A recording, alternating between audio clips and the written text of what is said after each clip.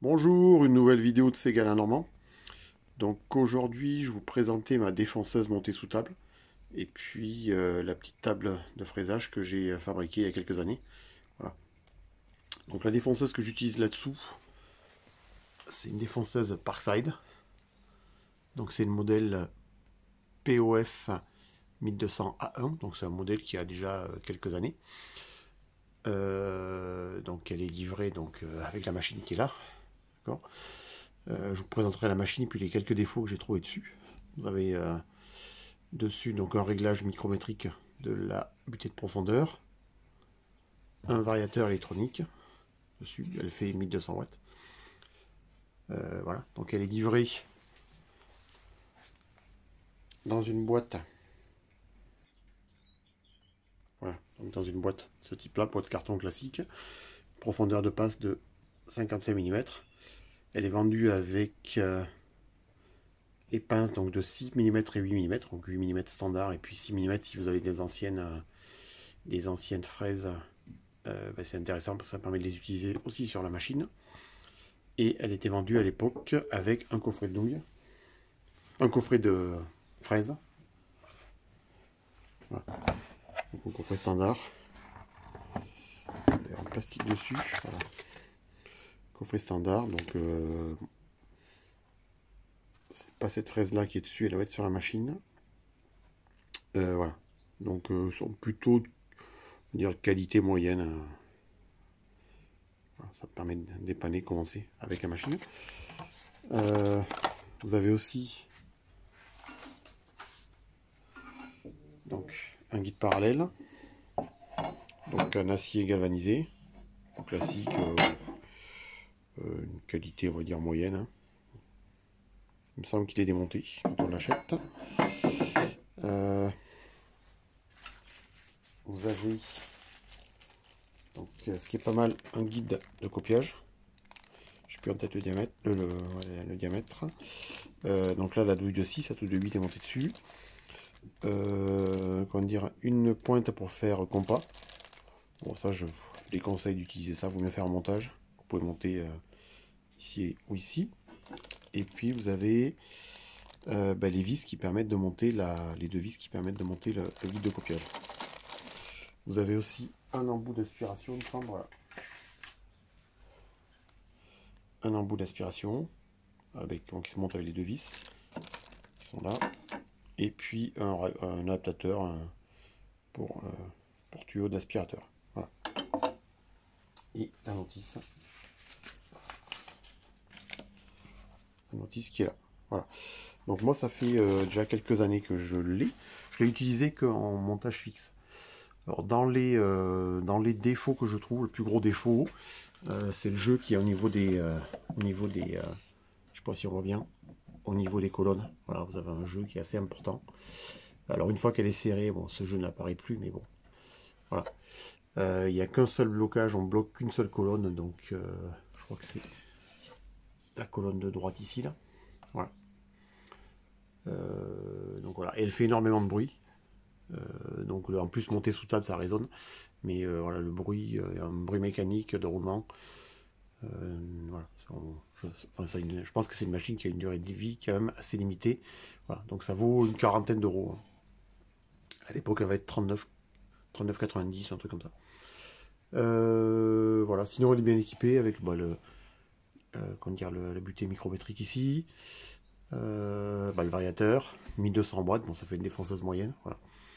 Alors moi je l'ai monté sous table, je vais vous expliquer un petit peu comment j'ai fait. Alors j'ai fait une fabrication, c'est ultra rapide, hein. C'est que de la récupération, c'est pas quelque chose de beau comme on peut voir. Certaines tables de défonceuses qui sont magnifiques sur internet, mais bon moi ça me dépanne bien. Alors je vais vous montrer vite fait comment j'ai fait. Voilà, donc c'est une table qui a été faite en aggloméré, comment dire, plastifié, je sais plus, avec un film plastique dessus. Donc c'est de la récupération, c'est des anciennes étagères que j'ai découpé pour faire ça. Donc j'avais besoin de la machine pour faire des rainures dans un escalier. Donc j'avais fait ça vite fait. Voilà. Donc après j'ai modifié deux, trois bricoles, mais bon normalement elle est restée telle qu'elle était au départ. Alors je me suis inspiré de ce qu'on trouve dans ce bouquin là. Je sais pas si on le trouve encore. Un bouquin de Bruno Meyer.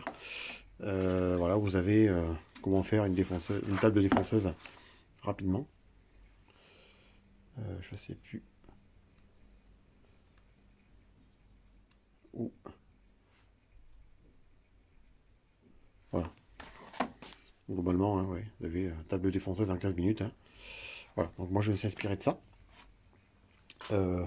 Du même auteur, vous avez, pour ceux qui débutent, alors je sais pas si on les trouve encore. On va regarder sur celui-ci et celui-là. Ce sont des bons bouquins pour, on va dire, se former les défonceuses, débuter avec. Alors, moi je suis parti de ça. Donc, de l'agglomérie de 18, avec des dimensions, donc 54 cm de large, 44 de long, donc pour la table. Ensuite, les côtés, on est sur du 25 cm par 35 cm, donc il en faut deux de chaque côté. Les pieds, 44 cm par 6, donc ici et ici. Et puis ensuite, deux renforts, un là et le même derrière, qui font 43 cm par 14. Voilà. Je peux vous mettre là. Je sais pas si on voit bien. Vous pouvez mettre sur pause si vous voulez. Voilà. Et puis un guide, donc qui est cette pièce là. Donc il fait 55 cm de long, avec 4,5 cm ici, 5 cm là, 7 cm de haut et 3 cm d'épaisseur. Voilà.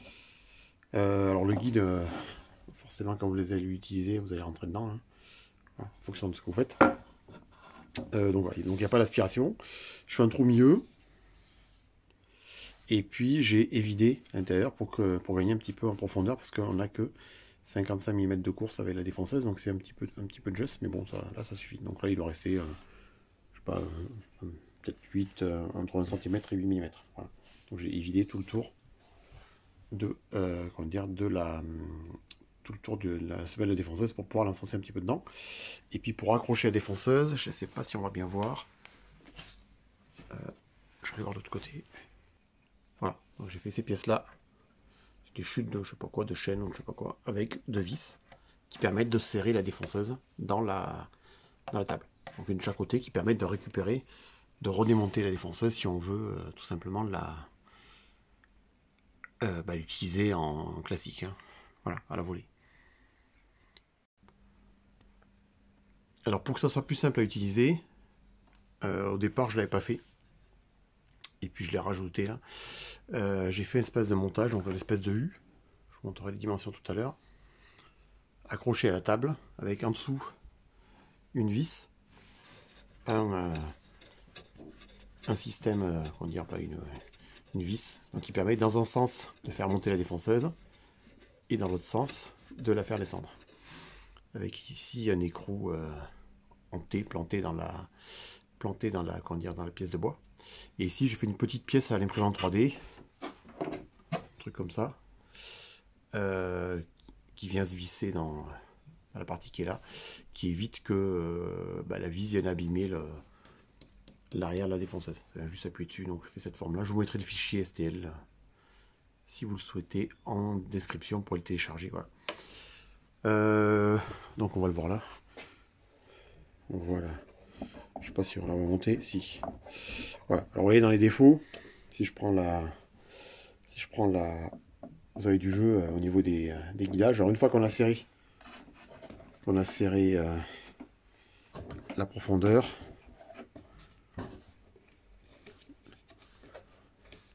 il n'y a plus ce jeu là.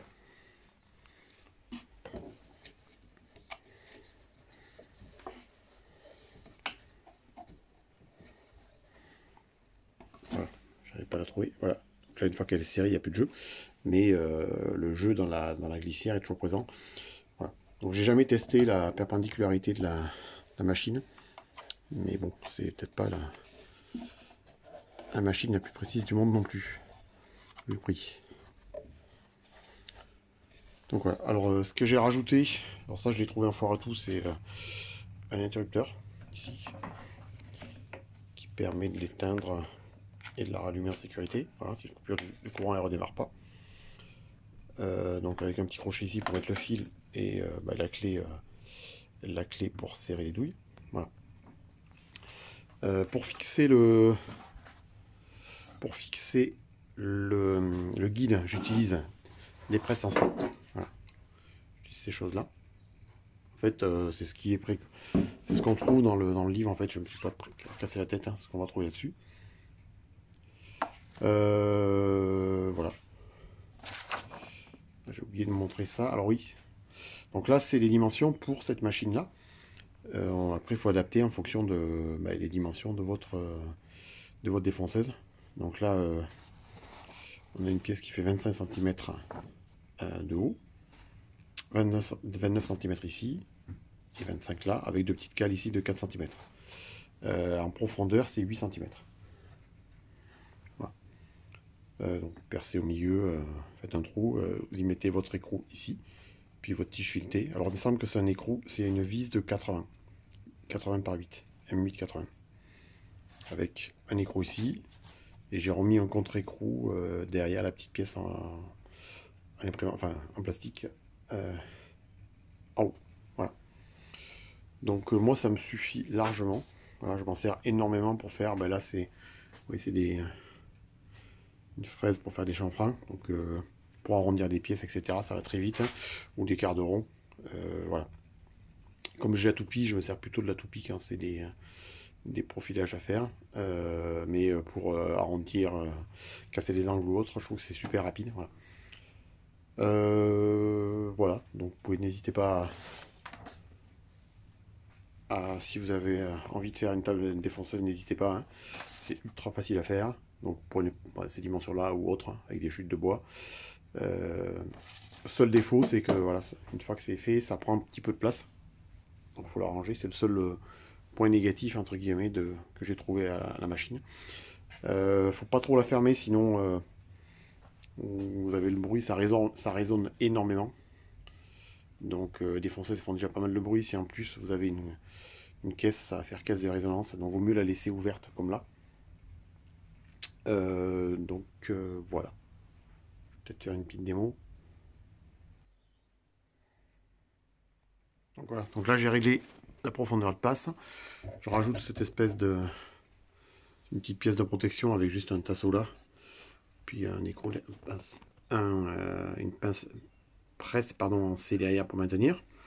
Ça permet de protéger quand même un petit peu. Voilà.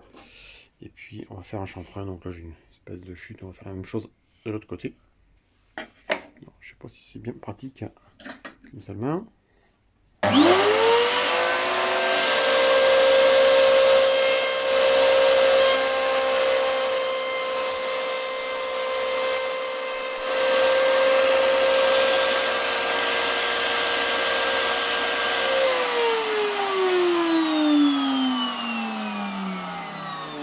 Voilà.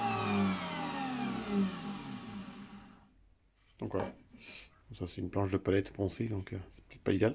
Voilà. Donc ça permet de faire pas mal de petites bricoles. Faut quand même pas oublier les protections, hein. Rajouter ce genre de choses. Parce que bon, on est quand même au contact de la machine rapidement. Voilà. Je vais vous souhaiter à toutes et à tous une bonne journée. Au revoir.